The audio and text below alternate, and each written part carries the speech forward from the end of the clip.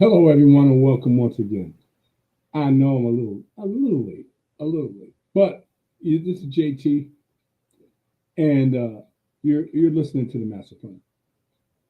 Happy New Year! I wasn't there last week. Unforeseen circumstances, it happens. But now we're into the new year.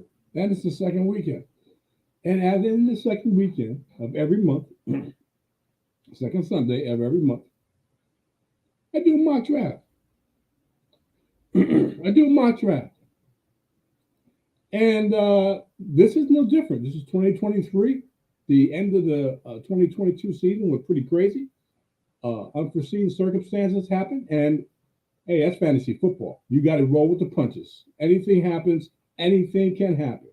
Uh, Unforeseen circumstances happen, and you got to roll with it. Plain and simple. Uh, I know some people were crying about it because of the circumstances, and maybe they didn't get their full array of players to perform on championship weekend. But like I said, anything can happen in fantasy football. Unfortunately, some of these players didn't get their chance to perform for their team, and it is what it is. Now, you want to put an asterisk on it? Go ahead, have at it. I'm not putting an asterisk on it. Like I said on the FSP show, 1 o'clock Eastern Standard Time on Saturday afternoon, fantasy football. That's what you signed up for. All your every team, and I'm saying this again, every team has has has a stud player. Most teams have a stud player, players that you count on each and every week to give you some really solid fantasy points. And every player throughout the season gives you a dud, gives you unexpected fantasy points that weren't able to live up to their expectations or your expectations, I should say. It happens. You're counting on what? 15, 20 fantasy points, they give you five, three, eight, less than 10. Maybe you were lucky enough to get carried through from your other players to get a win. Or you got a loss because one or two of your players did not perform the way you would like them to. That's fantasy football. So at the end of the season, when you don't get production from those players due to unforeseen circumstances, that's fantasy football. Plain and simple. It is what it is. It's an unfortunate thing that happened at the end of the season when you're in your championship round. If you were fortunate enough to get to your championship round, or even the third round. I mean, even for third place in one season, in one league I was in, I had an opportunity to get a nice sizable sum of money for third place. So what happens? Some of my stud players, did not perform up to what they normally do. My season average, I didn't get because of my players didn't perform. That's fantasy football. You can't stop that. I don't care what the circumstances were. The points weren't there. And my opponent, all season, including what he got in fantasy football, had never gotten the amount of points he had gotten. That's fantasy football. You can't avoid that. It is what it is. So at the end of the season, and I know I'm going on a rant, but that's all right. At the end of the season, if you don't get the expected points, no matter what the circumstances, from your players, That's fantasy football. That's what you signed up for. That's what happens. Whether it's the regular season or whether it's in the championship or some type of playoff round, that's fantasy football. It is what it is. You can't cry about it because when it happens during the regular season, it's the regular season, and it happens in the championship. Okay, I know it's more important for you in your playoff or championship round, but it's the same thing. It's just a different date and time, but it's the same thing. Plain simple, same thing. Different date and time, but it's the same thing. Your stud players don't perform in the regular season. Your stud players don't perform, or whatever circumstances happen at the last most inopportune time, it happens. It's fantasy football. You got to roll with You may not like it. You may not like it, but it is what it is. I didn't like it. I had some nice money coming to me if I had got my guys to perform, but they didn't. Other people may have gotten a nice chunk of change in their championship if they had their opportunity for the guys to perform, but they didn't. That's the bottom line. It is what it is. You signed up for that. You know it's a possibility that your stud players don't give you what you want. Regular season, playoffs, championship don't make a difference. You got to accept it. You may not like it, but you got to accept it because that's what you signed up for when you played fantasy football. You know that there's a chance that your guys won't give you what you want. Plain and simple. No need a crying and spilled milk. No need. Move on. Most guys have been playing fantasy football for quite a while. Accept that. Know that. Plain and simple. Let me bring in Mr. FSP into the show with no video, but whatever. Welcome, Mr. FSP. How you be? I'm fine, Mr. Taylor. You know, I'm going to be a nice guy. I'm going to be Mr. Civil here. Because you're right and wrong at the same time, brother. Um, you're right. When your players don't perform to the level that they're expected to perform, it's nothing you can do about it, right? But let's consider the circumstances of this season, not just fantasy football in general. Because in fantasy football in general, this has never happened, where Damar Hamlin dies on the field. And a great deal of championships are in week 17, and a great deal of people that made it to the championship either had a Bengal or a Bill on their team. So I would, to counter what you're saying, and not really counter because I agree with what you're saying, but to express the difference in what you're saying and what reality was. Um, when you have players that are performing but can no longer perform because of a horrific incident that happened, that changes the dynamic, period. And as I said yesterday on my show, platforms, Yahoo, Facebook, or not Facebook, Yahoo, ESPN, and things of that nature, they understood how difficult the situation is and was, because as I said, 90% of championships, including the third place game like you were in, uh, were happening week 17. So both Yahoo and ESPN uh, allowed the league commissioners to have a way to settle their championships, since this has never, ever, ever happened in the modern era.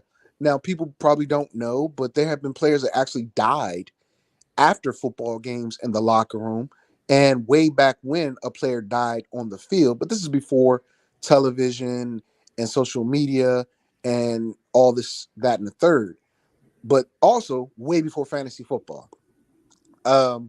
So I wouldn't categorize anybody that had a beef uh, with the way Week 17 went down as crime.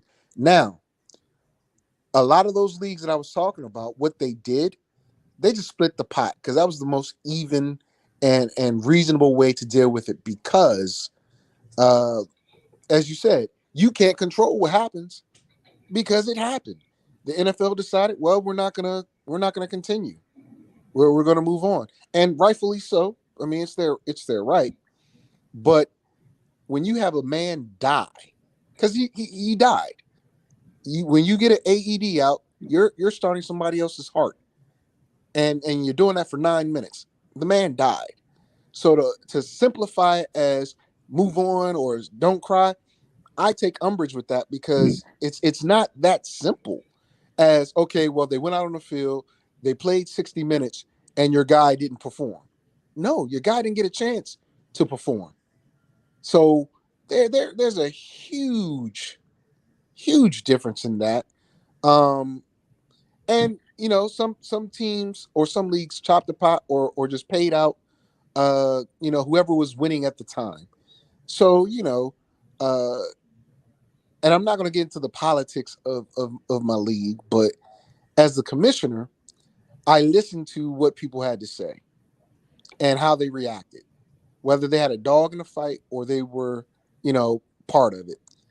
And I decided, because I was tired of the crying, as you said, go ahead and just pay it out. Because if when Yahoo or ESPN gives you the option to use the numbers from week 18 to finish your championship, because they don't, it's something you don't do.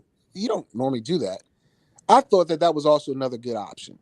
Either split the pot or continue with the numbers from week 18, only because those two seem to me to be the fairest ways to, decide the winner or end the season, regardless of when. I mean, if we had somebody die on the field every year, okay, there are protocols for that. The NFL did not even use its own protocols. Joe Mixon posted, what happens in a emergency situation that are in the NFL bylaws. I don't know if you saw that or not. He literally posted what's supposed to happen in extreme emergencies. They either have the game 2 days after the event, or they do it a week from the day of the event.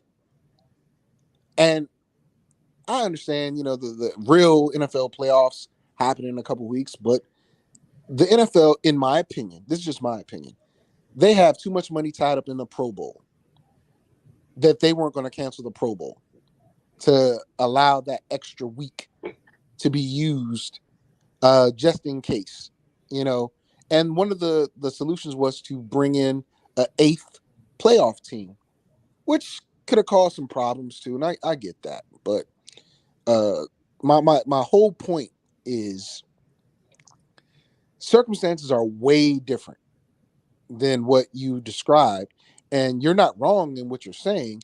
It's just it really doesn't apply to this situation. That's the only thing I was going to say. Well, let me ask you something. This, and I said this earlier. Unforeseen circumstances. Mm-hmm. Now, this is unforeseen circumstances. Yep. It's like any other week in fantasy football. You have unforeseen circumstances that affects scoring of individual players. Yeah, COVID. Am I right about that? COVID a year or so ago, they had protocols for that. Yeah, they Even moved this the year, games. even this year, unforeseen circumstances cause a player not to perform where people think they should perform. Unforeseen circumstances. Wait a minute. You mean, what do you mean by perform? Do you mean they can't, or their game can't be played? Because there's a difference. Unforeseen circumstances. When I I say know, I get it, but what I'm saying is, what do you mean by unforeseen circumstances? Do you games, mean the player can't play, or the yeah, game cannot be played? unforeseen circumstances causes the player not to perform on what you expect him to perform at. I'm asking you to define that. What does that mean? unforeseen. I'm gonna say unforeseen circumstances. It Okay. could be game script. Could be the Okay. play. Could be the player getting hurt. Now Okay. that falls in the line of not being able to perform. Am I right? No. Getting hurt is doesn't fall into that. Am No. I No. No. No. What I'm saying. What. So what? This is why I wanted you to define it for me because a player, one player, not being able to perform, right? You're right. If one player is not able to perform due to injury, but and unforeseen it's circumstances? yeah, yeah, I know. But you're saying that's what I said. Are you talking about individual? Are you talking about team? Because what you're saying I, is I a keep saying player can't play for because of injury. That yes, you're right. But we're not talking about just one player not being able to play. We're talking about 106 players who couldn't play because no. of one injury. We're talking about a handful of players. No, no, no, Because no, no. Two teams. we're Two talking teams. It was two teams we're, that couldn't finish the game. Right. we're That's talking 53 about man roster. we're talking about we're talking about the players whoever they had on the field at the time was in unforeseen circumstances Yeah. Yeah. and couldn't perform. It's the Yeah. same to me. It's the same thing. So If you get hurt, if okay. you get hurt, or even game script, unforeseen circumstances. That to me that falls under that Well, game script and players getting hurt.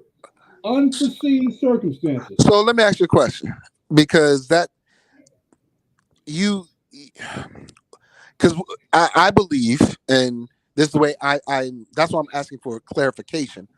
I believe you're lumping in individual injury versus team disability. And let me explain that. I'll use two examples so maybe you'll understand what I'm saying. Ryan Shazier was paralyzed on the field. He was paralyzed on the field, right? That defense and that team still played the game. Now, Ryan Shazier's individual defensive player numbers were done. You can't control that. That is over. But the team defense and the game still went on. Okay. Uh, Michael Irvin, career got injured. I mean, career ended on the field due to a hit, whereas he couldn't feel his body. And if he played again, he could probably be in a wheelchair. But the game continued. His individual stats at that point were done. But And Emmett Smith and the rest of the players kept playing, right? and In this situation, one person, and again, he died. He died I and was understand that. brought back I to understand life. that. And he was brought back to life, but 53 men on the Cincinnati Bengals, 53 men on the Buffalo Bills could no longer play that game. So it's not just an individual player that under under numbers gets wiped out. That's what I'm well trying to figure out why how are you lumping in an un individual player well versus a you team? can get all riled up if you want. I'm not riled up. I'm just asking. We have a difference of opinion. And I just said unforeseen circumstances. Now, what you described, all those players and the teams are unforeseen circumstances. Correct, correct, Okay? correct, correct. So you can lumping all that together. It's unforeseen circumstances. That's It the bottom line. well, okay, you're right. We agree to disagree on the unforeseen circumstances, broad stroke. But when we're talking about the narrow scope of points, You well, want to bring that's what we're talking about. you want to bring the Because narrow scope. I'm saying that unforeseen circumstances covers in that umbrella. nah, Unforeseen circumstances that you can't control. well, you're Unforeseen right. You're circumstances. right. You're like as I said, I'm not debating whether you're right or wrong about unforeseen circumstances controlling point or whatever in fantasy. What I'm debating is or not debating but questioning how can you say that because of that one individual injury it didn't affect the other 5 players on the field and their ability to score or to play when it in fact did. I mean, it wasn't their fault that they could no longer play the games, You're, and you're, it wasn't their fault you're that the absolutely NFL right. called it. You're absolutely right. But it's So unforeseen circumstances, not something that was planned. Nobody saw it coming. correct, It's unforeseen circumstances. So but but that you said people shouldn't be crying and all the other stuff about it, and I'm trying to figure out where you well, why would you say that? let me put it this way. Let me put it this way. So Okay, I didn't have a dog in the fight. No problem. Yeah, I did. I did have a dog in the fight. Anyway, but I see it as I lump it up. This is what you signed up for in fantasy football. This is what you said. Not you specifically, but I'm just a broad stroke. yeah, I know. This is what you signed up for in fantasy football. Good or bad, you sign up for fantasy football, and the season ends at a certain time. Plain and simple. Bottom line, whether it's good for you or it's bad for you. Bottom line, this is what you signed up for. You know there's good and bad. Oh, I lost him. You know there's good and bad in fantasy football. You know there's good and bad in fantasy football. And unfortunately, in championship round, you got the bad. Okay, it happens. It happens. You got the good and bad in fantasy football. It happens. Unfortunately, and I'll say this again because you're back. It happens in the championship round. Plain and simple. But you know that you have good and bad weeks in fantasy football throughout the regular season. Unfortunately, it happened in the championship round. It happens in fantasy football. It's not written in stone that it's going to be fair. Oh, you're It, right. You're right. it's But not. I got a question. Go One ahead. question. So I'm gonna take you back to COVID, right? How Okay. many times did they reschedule the very important Tennessee Titans Baltimore Ravens game after like half the teams Well, or they both had teams got they. COVID, right? Okay. They rescheduled that game 3 times, right? Yep. Whatever it was. Yeah. Okay. Okay. So and that was a very important game. Okay. Now it wasn't at the end of the season or near the end of the season. It was probably, I believe, in the middle of the season, Yeah, if I'm I do not believe you're mistaken. right. Yeah, I do believe So you're right. it was a game to determine, standing and all that. And that was part of the reason why the NFL said that they, canceled the game. But Mm-hmm. what the fantasy platforms did was they retroactively input those points. So they were into week, let's just say it was week 8, right? Let's just say Okay. that. Okay. So the points for those players for week 8 didn't count until they played the game, I think in week 9 or 10. Okay. So it kind of threw off the point scale for everybody that thought they won or thought they lost, but it happened. Okay. And that was just because of COVID. But that would be an example of how what you're saying affects a team versus an individual player. Because when you have half the team unable to perform at no fault of their own, but because they got COVID, then you cancel the game or you postpone the game 3 times to ensure that the game is played. And then the platforms, ESPN, Yahoo, and things of that nature, retroactively puts those points in. That was I thought that's what they were going to do with this situation because they have a model already, an example of how to do it because it's been done before. It's And not it's not anybody crying over spilled milk or this is, you signed up for. It's this is what you actually have just like in law. Like if you go to court or whatever and they say the person's trying to say, well, I didn't kill the person, it was self-defense. They bring up a case study 103-5, where it was a similar situation, blah, blah, blah happened, and this is what was decided to do. That's where I was going with it, to combat what you were saying, that the NFL has already done it.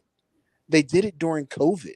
They did it with the Ravens and Titans game. And I think they did it with a couple other games, but the Ravens and Titans, is the only one that got postponed 3 times. Any, So anything can happen any given Sunday. yeah, Either you win or you lose, and you move on. yeah, but the president was set. That's what I'm saying, to have those points retroactively put in and the game played. That's what I was saying. Due to There's a precedence for it. due to unforeseen circumstances, this game was canceled.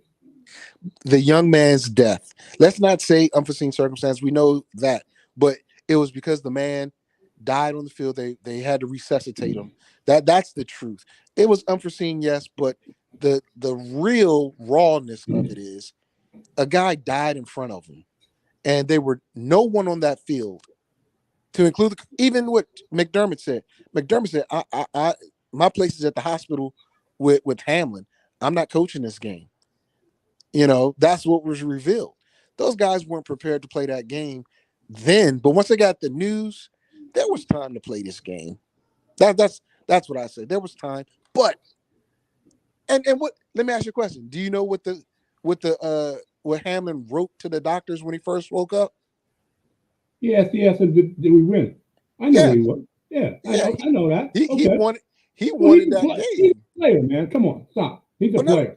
I mean, what you mean? Stop. I'm saying, yeah, the dude wanted to play, He, and he, some people I didn't want. wouldn't say he wanted to play. I just wanted he's in with his team, and he wanted to know whether we won or we lost. Yeah, I'm not saying he wanted to play. I'm saying he wanted that game to continue. That according to that.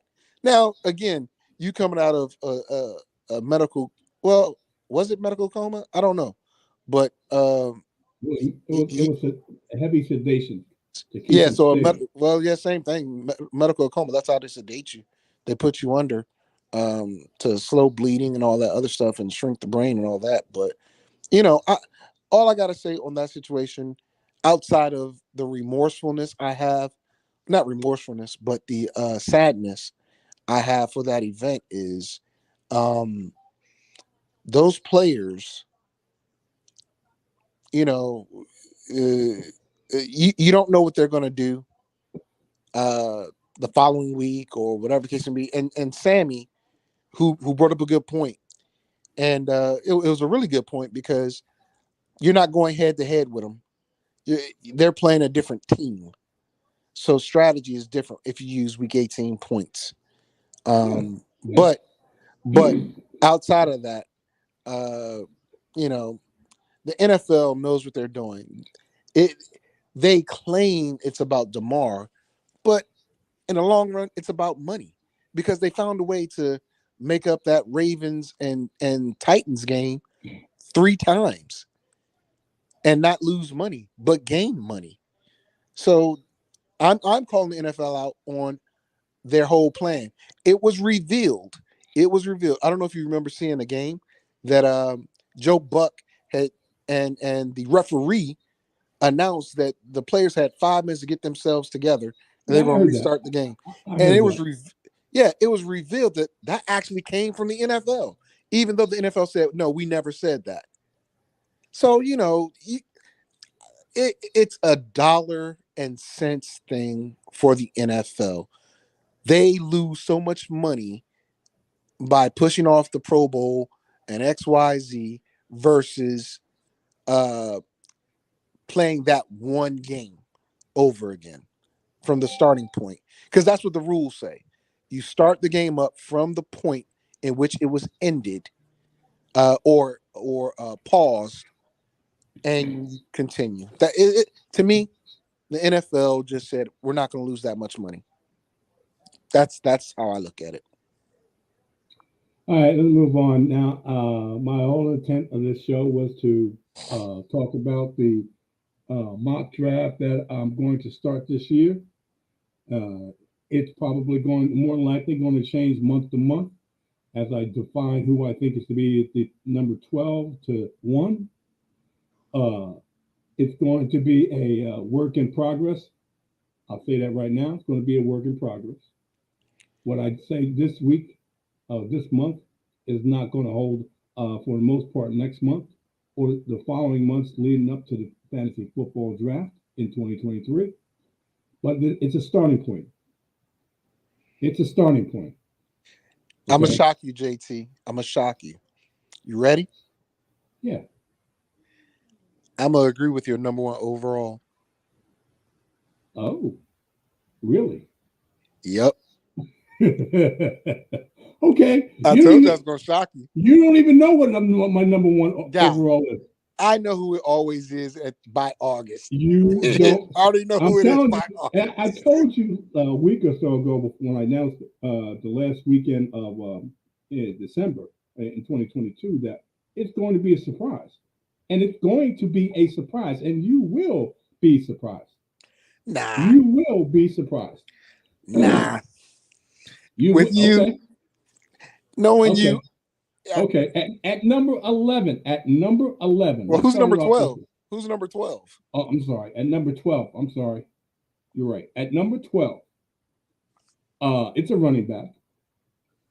Up until this point, he's had 295 carries, which was a 13 13 1,312 yards up until this point, and a 4.4 average per carry, which is 25th. Believe it or not, it's 25th.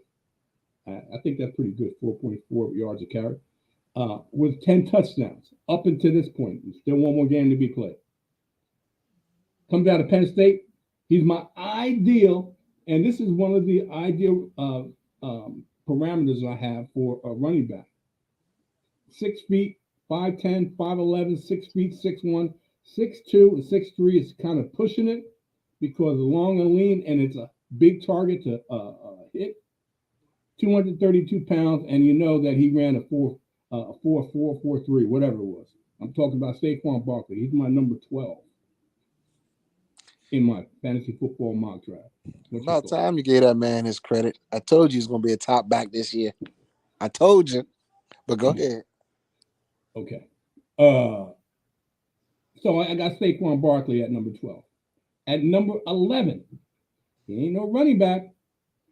It's a wide receiver. And you're going to be surprised about this wide receiver being at number 11. 79 receptions up until this point, 960 yards receiving, which is 21st. He's got 8 touchdowns, which is tied for 8th. And his average yards per catch is 12.2, which is 53rd. I got Jamar Chase at number 11. That's not a surprise. I mean, he fell off. And if you do recall, I said they're going to regress. That team is going to regress, and he's going to Well, regress. well, I he did got say that. he was injured for like what 3 weeks or something like that. So that kind of you know regression maybe, but injury kept him out 3 weeks. Man, we could say he could have Look, look, matched his numbers. look. You got to be on the field to be a very good fantasy option. If you I get agree. hurt, you I get agree. hurt. If you get hurt, that takes away from your value. And I hate to say it like that, but if you get hurt, that takes away from your fantasy value. You got to be on the field to be able to rack up the points. You're not on the field, you can't rack up those points that every member of fantasy who has Jamar Chase wants. So he would be a disappointment if he got hurt. I'm sorry. If he gets hurt, then you don't get any fantasy points for being hurt. So it is what it is. Speaking of getting hurt, there's no doubt that he's going to be an interesting player to analyze this upcoming off season, as some will use recency bias as a measure to not want to invest in him. Now, they said the same thing about Christian McCaffrey. I tried to tell you from the highest tower to draft that said person because he's going to have a very good year, and he did.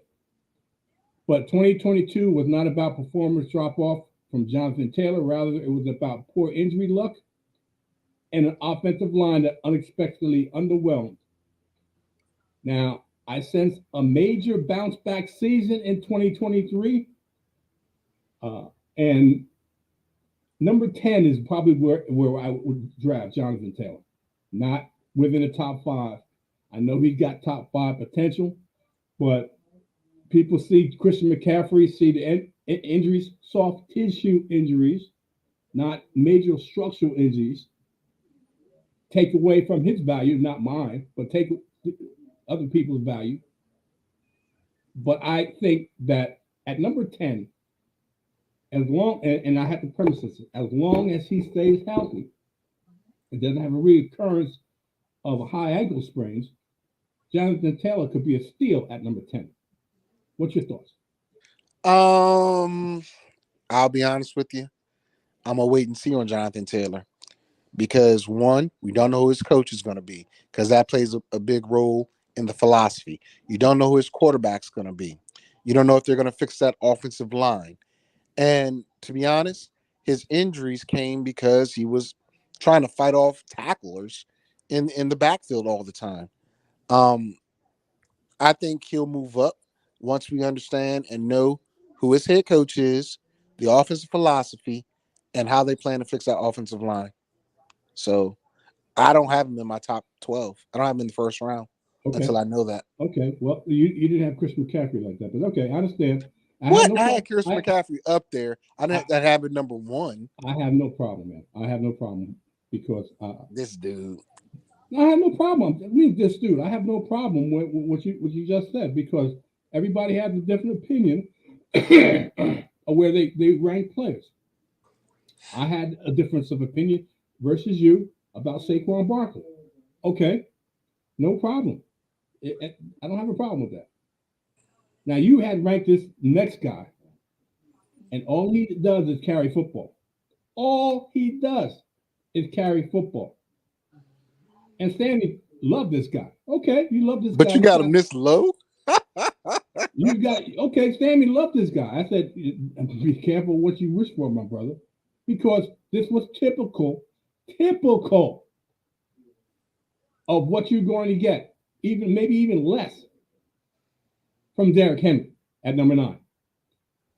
Now, there's no better bet to lead the NFL in rushing attempts, which he had 30 rushing attempts yesterday, 109 yards. Okay, 109 yards look swell, but 30 rushing attempts, that's less than 3 yards. That's about 3 yards, a little more than 3 yards a carry. That stinks. That stinks. He only had one catch for 19 yards. That stinks. In fantasy, you're getting what, 11 points from Derrick Henry? Come on, man. Come on. That's what I'm talking about. That's what I tried to explain to him yesterday. Rushing yards or rushing touchdowns from Derrick Henry, who once again has dominated this season. Okay, he's got 1,500 yards.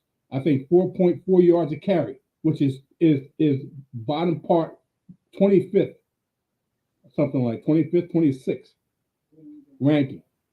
Okay, but his lack of receiving, he's only 32 catches so far this season. Only and okay, 33 catches because he had one yesterday.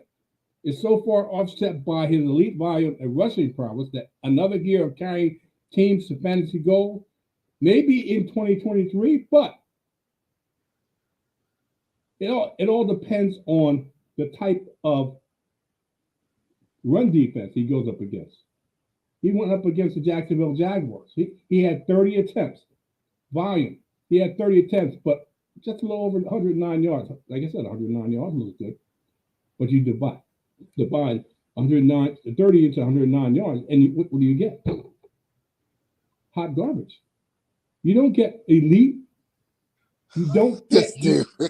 you don't get elite because they run him. Oh my gosh. Look, okay, Derrick Henry every now and then is going to have a monster game, but overall, he's not. He's not. So I got a And, question for you. I got a question for you yeah, before you move on. go I ahead. don't know if you got this other player in your listings, but what you're telling me and you're telling the listeners and viewers is players like Nick Chubb and Derrick Henry are passe and aren't that valuable They're valuable. because They're valuable. I mean, I'll tell you this: Derrick Henry is valuable as a number 2 running back, in my opinion, So because go ahead. because he's not a versatile running back. He doesn't catch a lot of passes, But and to be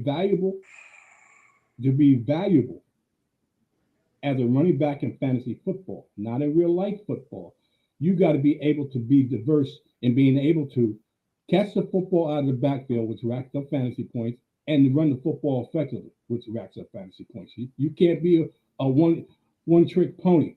You I can't. no. I don't disagree with you. I don't disagree with you. But in current fantasy football, they're getting points for each one of those touches. So let's say you get a half a point. Let's in, say conservative, a half a point in your per league. touch, right? In your That's league. 15 points for 30 rushes, In your plus the league. 109 rushing yards. It all depends on what league you are. It all No, I'm depends on. saying, no, you're right. But current fantasy is now moving more toward maybe not a full point per rush, but a half a point per rush. Even in the leagues we did in Vegas, those were half a point per rush plus the point one per every 10 yards or whatever. So uh, it's valuable. It's just not as valuable as, let's say, a Christian McCaffrey or Austin Eckler, who catches roughly what 50, 60 balls a season At least. and and rushes 200 and some change. If you think about it, Austin Eckler rushing 280 and 60 balls, what's that? 340? That's 340 touches. Yep. And if Derrick Henry's getting 340 something touches a year, which is, I believe, close to what he's doing, Most that kind of averages out. most Kind of. most leagues don't have per touch. No, I Most get it. I get it. That's why I said, but the current up to date leagues and the way that fantasy football is trending, they don't have per touch in running backs.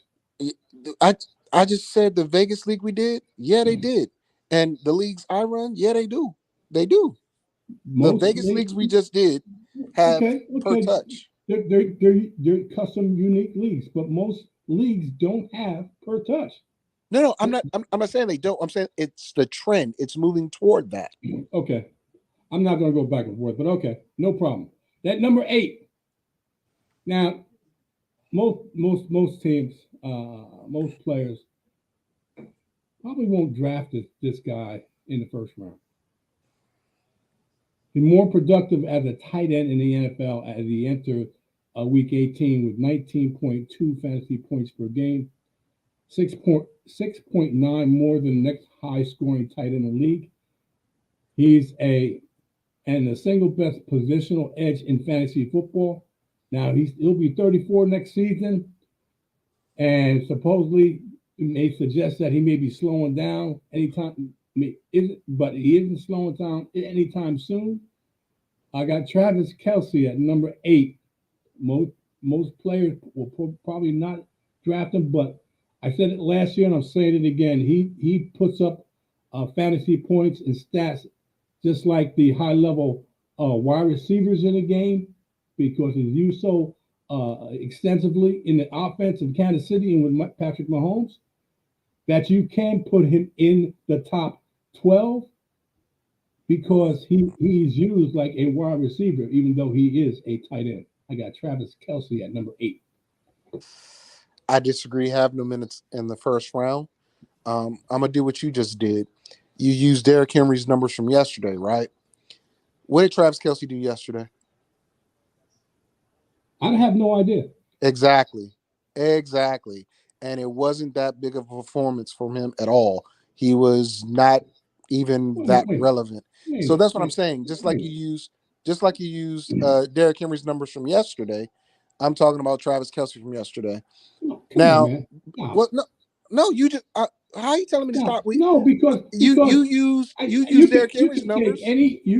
take any frontline player and Oh take my a gosh. bad performance, just like Justin Jefferson. Come on, man. Yeah, yeah, but that's what I'm saying. You did that for Derrick Henry yesterday, and I'm I'm just doing. giving I'm just giving you an example of Derrick Henry and No, I understand. what you can see, what you I, can foresee in the future. well, I mean, And I can see that. What I'm saying is that Kelsey, as you said, he's going to be what, 34 next year, Okay.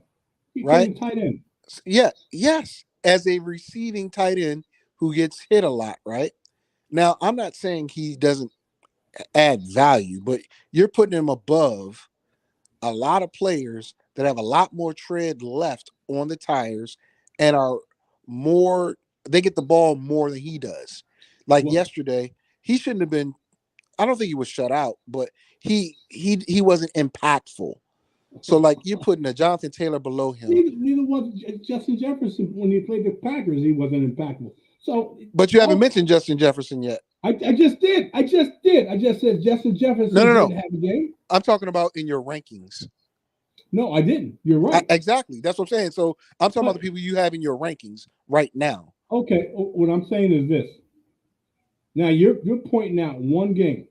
Yeah, just I'm like you did. wait a minute. You're pointing out one game. I'm giving you an example of Derrick Henry and why he's not a high Yeah. high high ranking in stats because the fact is he's a one trick pony. Travis Kelsey Is a one trick pony. but he's very for the most part he gives you high level points in fantasy. Derrick Henry doesn't do that. So Derrick Henry does not do that. That's what I'm trying to. That's what I'm I trying to tell you. I know what you're trying to say, but I disagree because when you use yesterday's stats, 30 rushes, 109 yards, and I give Oh, you Travis Kelsey, who had like 5 catches and like what 35, 40 yards, there's, even though Travis Kelsey was probably targeted more than any other receiver yesterday for Kansas City, he did not produce. And you know that Derrick Henry is going to get at least 20 touches if the team is running the ball like they're supposed to a game. And will he be effective? That's the real question. The effectiveness of what they do when they have the ball. Now, we could talk about Travis Kelsey. He had 4 catches in one game, right? Those 4 catches were touchdowns, but he only had like 20 yards. So we're looking at, okay, he's a red zone threat. He had a total of, I think it was like 27 yards and 4 touchdowns. That's great, but that's an anomaly. That's an anomaly. You know what you're getting with Derrick Henry every week, though. You see what I'm saying? yeah, you know what you're getting with Derrick Henry. He's going to carry the football, but there's no guarantee that he's going to have a monster game every week for the simple Correct. fact because he's a one-trick pony. I Now, I mean, can give you the rest of these players, and all these players, I'm going to give you from 7 until 1 have had bad games. no, I'm not disagreeing with you. What I'm saying is the same example you use for Derrick Henry, you should use that for Travis Kelsey because it's the same thing. you're missing the point. But I'm going to try to break it down and Go ahead. get you to understand what I'm saying. Go When ahead. I'm talking about Derrick Henry, is you're going to consistently get low volume type of points with Derrick Henry, whereas these next players that I'm going to name, you're not. They occasionally are going to have a bad game, but for overall, they're going to be consistent in giving you consistent fantasy points that you're looking for. That's what I'm saying. No, I get it, but that's why I was saying I don't agree with Travis Kelsey being above half of those Okay, players you that's already mentioned. no problem. I said it's a work in progress. Did I not say that? Of It's a work course, in progress. Okay. and I always give you grief on it. Yeah, I know that. I know that. It could because you're trying to make it a hard, fast rule that this is my like it's my final. Uh, No. I'm yeah. just saying.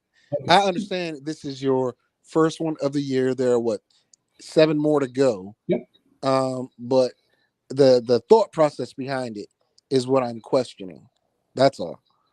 171 targets. This is my next one. 171 targets through 17 weeks, second most in the NFL.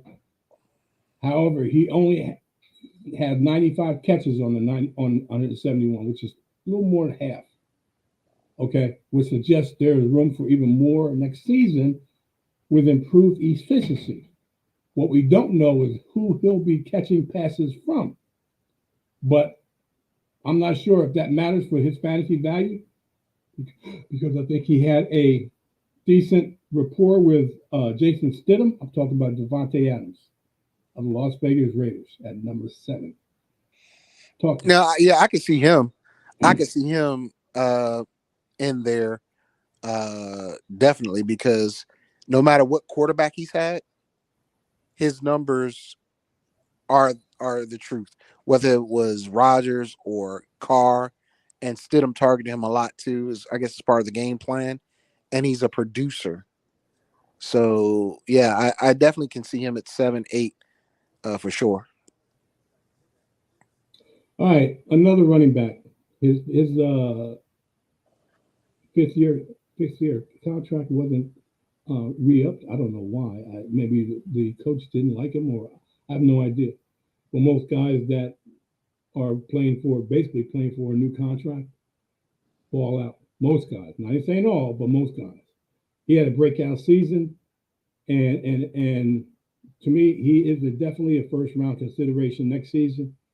He was brilliant as a runner this season, and while not on the level of pass catching volume of McCaffrey or Eckler, he wasn't far behind either. Now, like I said, he's scheduled to be a free agent, but no matter where plays, he'll be heavily featured. I'm talking about number 6 from Las Vegas, also Josh Jacobs. Disagree. Okay, no problem. The reason why you said it, contract year, contract year, and McDaniel used him so much that he had those 30 plus rushing attempt games. I mean, he balled out on a week that he was literally doubtful up until like kickoff.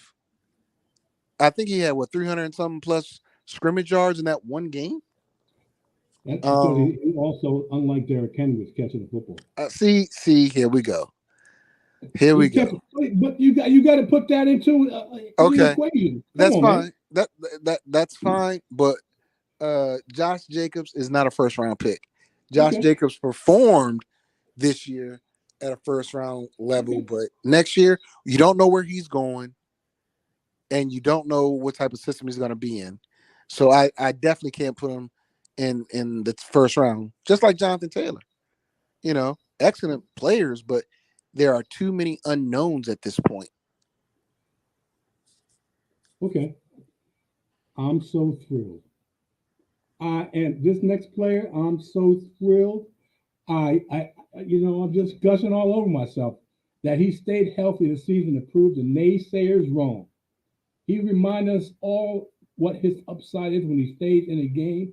More than 21 fantasy points per game, and the chance for a league-winning week every Sunday. And him moving to San Francisco, depth in the backfield pushes McCaffrey down the board just a hair. I'm thrilled. I'm thrilled. I tried to tell people long ago to draft Chris McCaffrey high because soft tissue injuries are different than skeletal injuries. Totally different. Had freak injuries 2 years in a row, which you can't avoid. I mean, which you can't predict. I tried to tell people Christian McCaffrey was going to ball out. I got laughed at because I drafted him over and over and over again when I could, dropping down to the 7th pick, dropping down to the 9th pick in one league. I couldn't believe it. He was a top 5 pick, and he dropped down that far. Come on, people. And try to tell people don't, I say I know running backs. I know running backs. And I really truly believed in Christian McCaffrey and said he would not be a problem this season. People said, and just blew me off. Okay, no problem. Chris McCaffrey, now I have him down here because he is a top 5 pick. He could be a little higher, but I have him here at number 5. Mr. Christian McCaffrey, Mr. FSP. Believe it or not, I disagree with your ranking. I think he is number 1.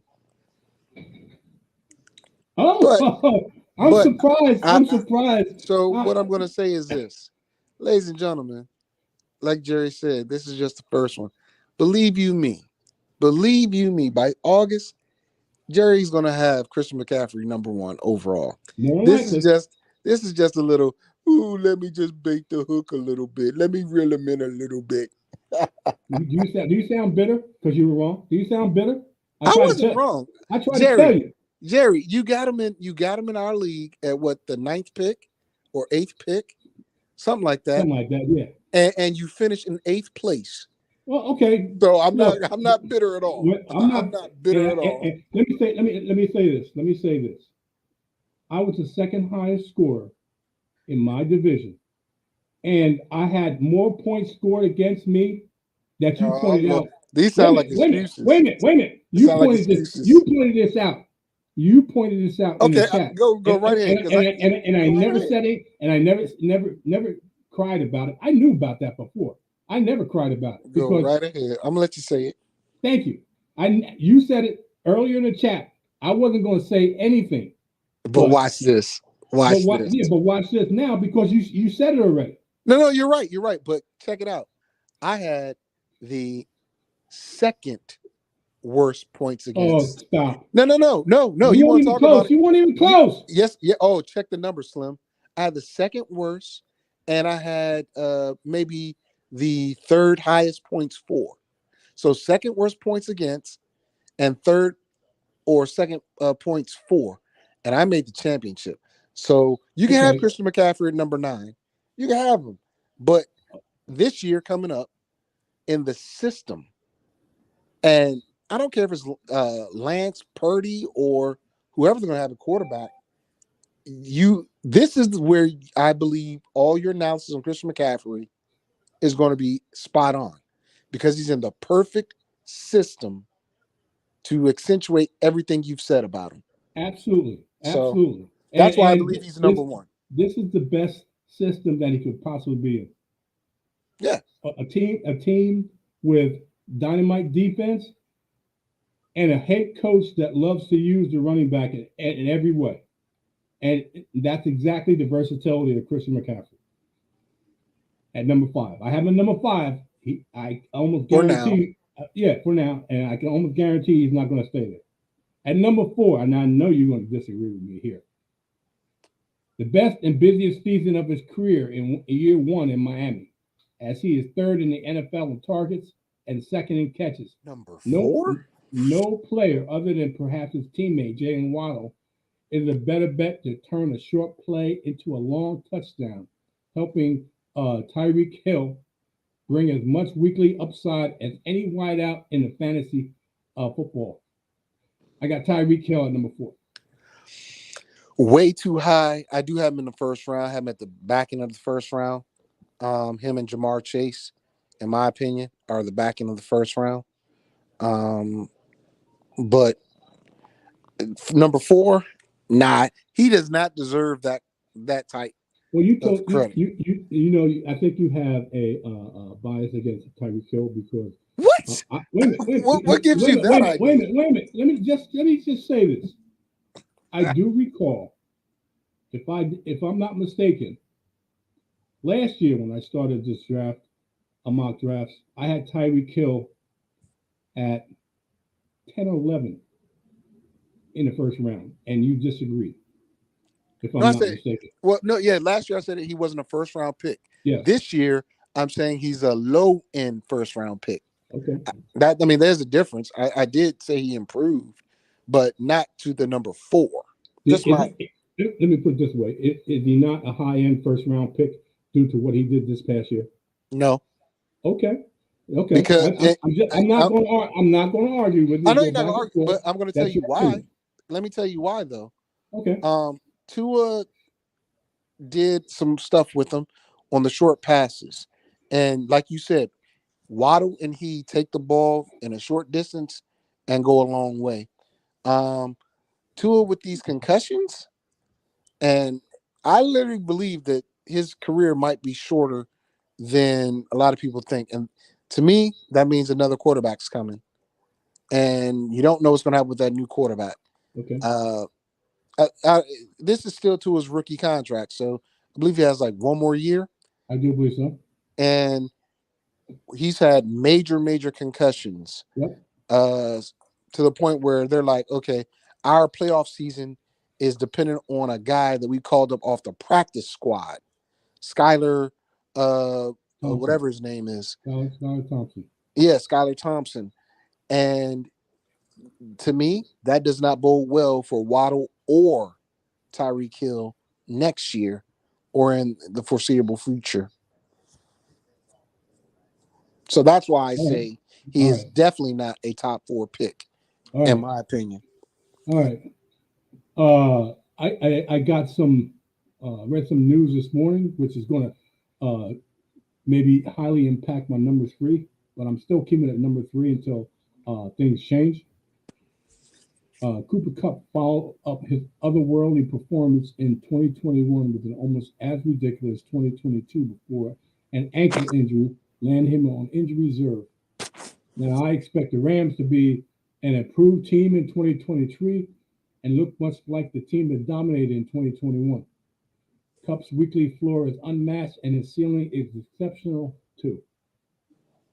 I got Cooper Cup at number three, but we have to wait and see what Sean McVay may or may not do if he's going to be the coach of the Rams or not, because there's speculation that he may walk away uh, or stay. What's your thoughts? Cooper Cup at number three right now. And that exact news is why I can't have Cooper Cup in my first round just yet. One, the team has no draft picks, pretty much. If them draft picks came back to haunt them at this point in time. Two, the team is older. But the most important part is what you said. McVay may step away. McVay designs the offense. McVay calls the offense. If he's not there, who is the head coach and who is calling the plays? And and is Stafford the starting quarterback?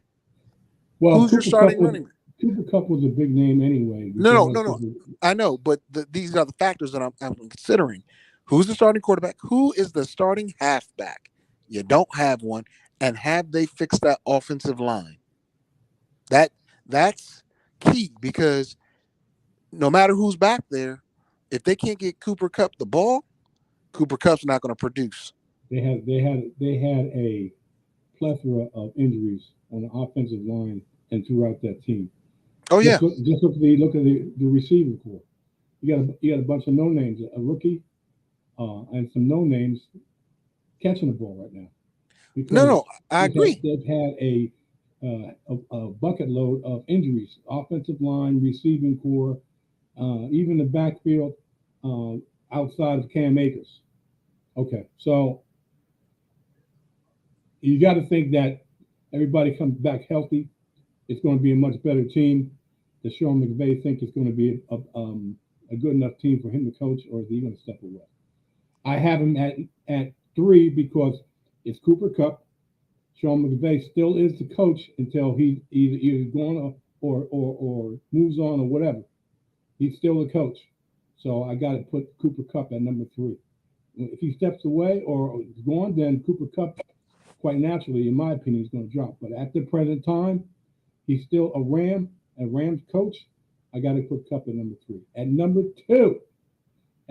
two, he got an outside shot at breaking the league's single season receiving record with an extra game. That's week 18, and is tied with Austin Eckler for the most games with at least 20 fantasy points in 2022. And each of these guys had 9 so far. Now he's etched his name all over the record book and will continue to do so. I said I love this offense. I said I love this offense. I said I love this offense. I can't say it enough about the Minnesota offense. And Justin Jefferson is one of the best wide receivers in the game. I got him at number two. Talk to me. No debate. No debate. I have Christian McCaffrey 1, Jefferson 2.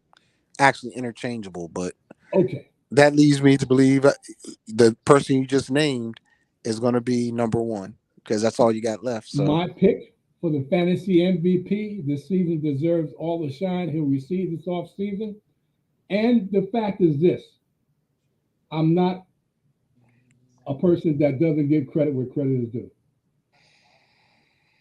Mr. FSP said he loved Austin Eckler.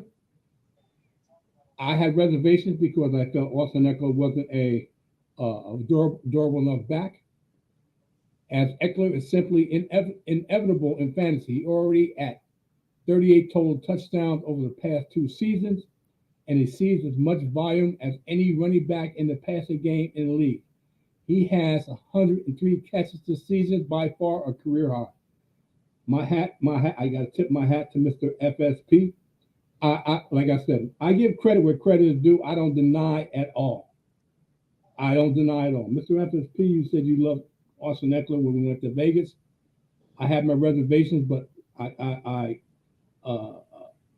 went ahead with it, and I got to hand it to you. Austin Eckler, week in and week out, was the most consistent player on our team and in fantasy. Austin Eckler, number one. Not a problem with that. I actually have him number 3, um, because the kid is just so dynamic and he's just getting into his own. He's the reincarnation of LaDainian Tomlinson, who was number 1 in fantasy for quite some time, if you recall. I don't know if you were playing back then, but I was. The way they use him is the same way they use LT. Nothing's changed except the coach and some pieces around. I think that's a good one. But I'm going to throw something at you that you probably didn't even think about, or I know Jerry, and Jerry's going to be like, that's crazy. I would tell you there are 3 players I would replace in your top 12 with quarterbacks in the first round. Okay, if you want to do that, I've heard chatter of quarterbacks like Patrick Mahomes, Josh Allen, and Jalen Hurts, but that's okay. Well, I wasn't going to say Pat Mahomes. Nope, Okay. not at all. Yeah. Okay. I was Well, going to say I go would ahead. replace a few of your picks Okay. with, yes, Josh Allen will be one of those players. All right. Jalen Hurts will be the tail end of those players. Okay. But I would throw Joe Burrow in there. Oh, no. No. Either Joe Burrow or Jalen Hurts. Okay. The reason why, the sheer volume of passes and touchdowns these men throw and run for is astronomical. Okay. Jalen Hurts is probably going to move up even further because not only has he proven, at least in my opinion, that he's a dynamite dual threat quarterback. He's shown that Philly needs that dual threat quarterback to win it all. Oh yeah. Oh They yeah. need that quarterback that's going to be able to run effectively and throw effectively. I mean, he's had games where he's thrown for over 300 and rushed for almost 100. And again, the team that's he's got around him is young, and all of them are under contract for at least 2 to 3 more years. Josh Allen, they need to decide who's going to be their running back. Is it going to be Cook? Is it going to be Singletary? And if he doesn't run as much, he may still be as effective, but that running aspect and his big body frame gives him that. Now, Okay. either Burrow or Herbert. Dude, Okay. No Burrow problem. Burrow is that guy. Okay. He's just that guy. Herbert, we saw after we drafted him, there was a lot of consternation from somebody. I'm not going to say who, when I said, let's get this guy or get Allen in the second or third round. There was a lot of consternation. Well, let me put it this way. If you know me, I don't like taking quarterbacks high in the draft. I don't. That's the only reason why I may have been hesitant. But I said last year, and not so much this year. I said last year that he was the second best quarterback in the NFL last year. Who, Burrow Just, or Herbert? Justin Herbert. Okay. Do remember me saying that? I said he was the second best quarterback in the Nah, I NFL. don't. I Oh, don't. well, if But you listen to my broadcast, you would know that I said that. here He we was the go. second. he was the second best quarterback in the NFL. I truly believe that because he was that good, that damn good. But I don't like taking quarterbacks, and I probably won't take quarterbacks higher than the fifth round. That's just me. That's just me. But like I said, I was very pliable in a draft and during the season, and going along with what you wanted to do, no problem. If you want to do that, I'll give you my opinion. But if that's what you want to do, no problem. You want to take Eckler and Herbert in whatever rounds they were taking? I said, okay, we'll go with it and see what happens. And it worked out. I mean, Eckler. I mean, not Eckler, but Herbert toward the end of the season was, to be honest, was you didn't know what you're going to get because of his injury and the way games went and his production. But I mean, for overall, he was a solid choice. I would say this about the quarterbacks that you pick, and I wouldn't pick this guy in the first round, but his numbers next year are going to be comparable to the three or four guys that you named, and he may not get picked in the first round. Maybe in the second round, but definitely in the third or fourth round he's going to get picked. And you're going to call me a homer, but I'm telling you, Oh, Jesus. Deshaun Watson, he showed you what he could do. He had serious fantasy points the last game he played last week. Against Washington, man. Wait a minute. And just like, and I'm not the only one, and it's not coming from a homer when Q said the same thing. He's been playing better each week. I didn't say he wasn't. But I tell you what, man. I tell you what. He's damn sure not no third or better round. He is Okay. below. But if he can make that same magic he did last week versus Pittsburgh, I'll listen to that chatter. But again, you got to look at the competition, man. Washington's defense is good, but they just did not play up to their standard, or the standard last week. Oh, Um, what, and you and gotta think what caused that to happen. no, no, oh no. I know what the cause was. Three of their starting players were out. They're starting free safety, their Yes, starting linebacker, yes, man. and uh, Allen. Allen, he left the game after 3 plays. The starting defensive tackle, after 3 plays, he was hurt on the bench. So I can tell you right now, that's why that defense didn't perform. Okay, And St. Jude, actually four, because okay, St. Juice didn't play. But okay, it is what it is. He did well versus he did what he was supposed to do versus a banged up defense. He did okay. not do that versus Houston, which was fair. It was his first game back in almost 2 years. Who did they play after that? I forget. But he was throwing dirt balls and stuff like that. Uh, I think he played the Ravens after that. yeah, and he was throwing dirt balls. And the Ravens beat up on him. The Ravens should not have been beaten up on Cleveland at that point, but they did. And this week he has to face um, T.J. Watt, Minka Fitzpatrick, and the rest of them. Mm-hmm. Um, so if he can, string it together again, maybe, but I will tell you this: I know I'm not going to call it a homer pick because Watson back in the day was a rising star in fantasy. But he's a fifth, sixth round quarterback pick to me. Well, Until he's my last round quarterback to me right now. well, yeah, because you got him off waivers, and I shouldn't have dropped him, but I needed to make space. But it's okay. It's okay because I have Desmond Ritter ahead of him, and Ritter's going to have a nice team. Pitts, London, Algier, Uh, and a few other toys he's going to have.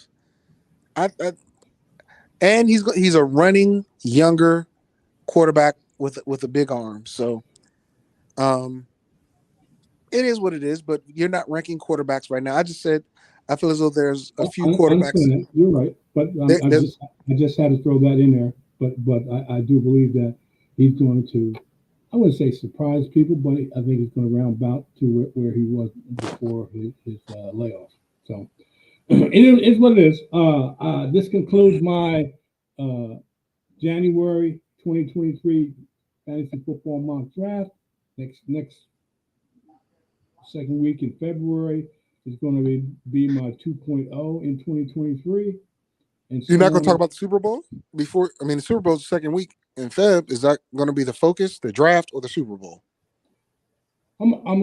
Okay. I'm going to talk about the Super Bowl, and also going to talk about my mock draft. Okay. So I Okay. mean, you got plenty of time to talk about that. This is only the second week in January. Super Bowl is second week in February. Leading up to that, I'll be talking about both. Okay, I'll be talking about both. Anyway, we have games to be played, and quite naturally, most people with common sense don't play Week 18 in fantasy because it makes no Take sense. common sense. Come on Yeah, now. yeah, because you got teams dropping players on the bench and um, playing backups, which makes no sense in playing fantasy in week 18 because you got backups on backups of teams that don't have anything to play for, playing teams that have teams to play for. So uh, doesn't make any sense. Anyway, week 18 is a time to relax and reflect on your fantasy season and being able to watch games without um, being in your tablet, being in your cell phone, or looking on your computer and see how your fantasy team's doing. You just can sit back and watch a football game, the red zone, or any individual game, your home team, whatever game that you like, that you want to see the whole thing. You can sit back and watch it and relax and not have to worry about is my team going to get the best of my opponent in fantasy. So, with that being said, enjoy week 18. There's some playoff implications that have to be still decided. Uh, Next week starts the wild card weekend. Looking forward to that. Tune in next week, 10 a.m. Eastern Standard Time, where I'll be sitting here again on the master plan, and I hope Mr. FSP joins me. With that being said, we're out of here. See you. I can't promote, but okay. Bye. Go ahead, promote. You didn't give me a chance to promote yesterday, but go ahead. Yes, I did. At the very, I even teed you up, but it's okay. I Go did. ahead. Go ahead. Go ahead. So Go ahead. Give I'm me a about chance. to. I'm about to. Next Saturday begins Wild Card Weekend, so we're going to talk exclusively about that. We're going to get into a little bit of college basketball and not so much NBA, but we're going to talk about football as a whole and a reflection of the season and players, which is 1 p.m. Eastern, 10 a.m. Pacific on Saturday mornings. It's Fantasy Sports and Politics. You can find me on Facebook under Victor Gardner, YouTube under Victor Gardner, Twitch VICHBK, Twitter Fan Sports and Pal, and LinkedIn Victor Gardner. All those platforms. So look forward to seeing you. Wouldn't want to be, and maybe, just maybe, Mike Tomlin won't have a losing season after all. I got 100 on Pittsburgh today. If somebody's willing to take it, I just want to throw that out there. I got 100 on Pittsburgh versus Cleveland. I'm just going to put it out there. See if somebody picks it up that's on this show with me.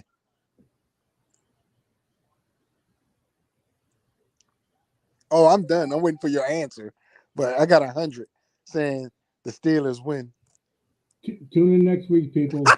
10 a.m. Eastern Standard Time, where you'll see me and maybe Mr. FSP on the master plan. Enjoy the weekend. Be safe. I'm out of here. See ya.